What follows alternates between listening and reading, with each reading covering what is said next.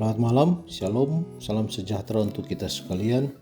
Mari kita renungkan firman Tuhan dengan judul Kristus memberikan persediaan yang limpah. Mari berdoa. Bapa di surga, terima kasih untuk hari ini. Terima kasih atas kesempatan kami boleh merenungkan firman. Bersamalah dengan kami Tuhan, di dalam nama Yesus Kristus kami sudah berdoa. Amin.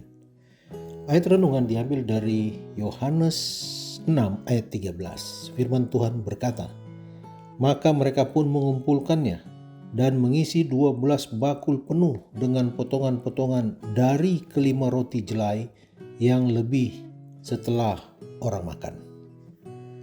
Cerita mujizat roti dan ikan itu menunjukkan banyaknya makanan yang sisa. Kelimpahan makanan itu mengumpamakan kasih karunia yang tidak terduga yang disediakan Allah. Ada makanan, benar, akan tetapi sisanya lebih banyak. Yesus mengaruniakan hidup yang semakin berlimpah-limpah. John mengajarkan kepada kita nyanyian, betapa sedapnya kasih karunia Allah yang tak terduga, yang menyelamatkan aku orang yang berdosa.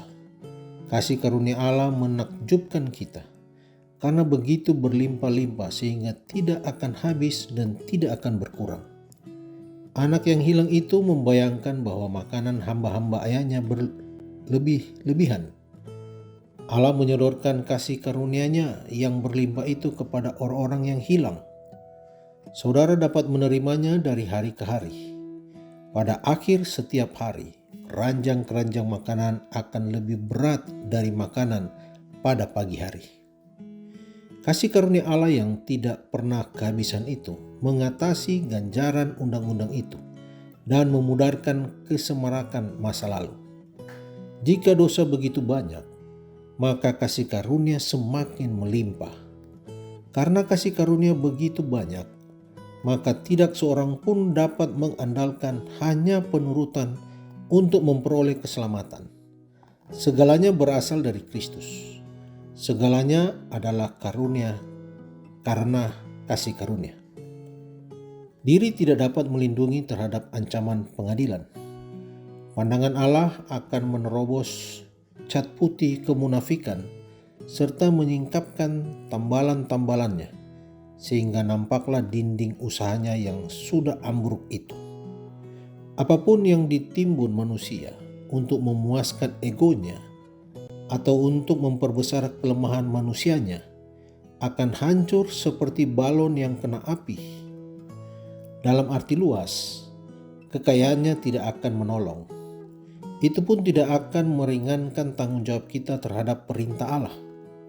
Tafsiran doktrin, jaringan ayat-ayat, dan petikan-petikan tidak akan lebih ampuh daripada keputusan-keputusan para ahli Taurat. Jikalau kasih karunia berlimpah-limpah, maka penurutan pun akan berlimpah juga.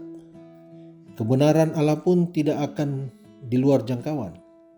Para pengikut Kristus wajiblah sempurna sama seperti Bapa Surgawi sempurna. Saudara, yang diminta kasih karunia yang berlimpah-limpah itu ialah penurutan. Seperti Kristus membuat kemustahilan keselamatan itu menjadi suatu kenyataan, demikian pun kasih karunia itu boleh meminta kasih karunia agar dapat hidup mutlak bagi Allah.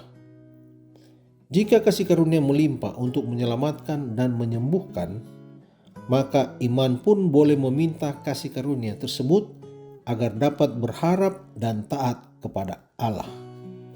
Berlimpah-limpah kasih karunia dan kuasa Allah menanti-nantikan permohonan kita. Tetapi alasan mengapa kita tidak merasakan keperluan kita yang besar akan anugerah itu adalah karena kita mengandalkan diri kita sendiri, bukan Yesus. Dikutip dari buku Testimonies for the Church jilid 6 halaman 167. Mari berdoa. Bapa di surga, kami berterima kasih Tuhan, karena Engkau selalu memperhatikan kami.